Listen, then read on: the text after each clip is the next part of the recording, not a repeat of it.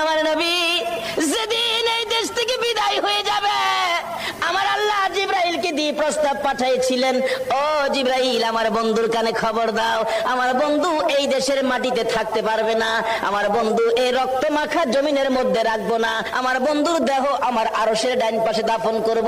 জিবরাইল খবর নিয়ে ডাকতেছেন, হুজুর আল্লাহর সালাম গ্রহণ করুন। আমি জিবরাইলের সালাম গ্রহণ করুন।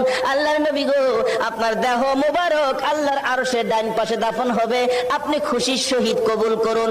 আমার নবী কোনো কথা কয় না, দুইটা চোখের পানি ঝরঝর করে ছাড়তেছে।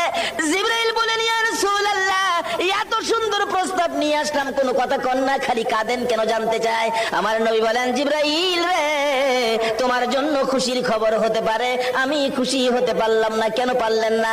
রে জিবরাইল, আমার দাফন আল্লাহর আরশের ডান পাশে হবে, আমি জানতে চাই আমার গুনাহগার উম্মতের দাফন কই হবে রে?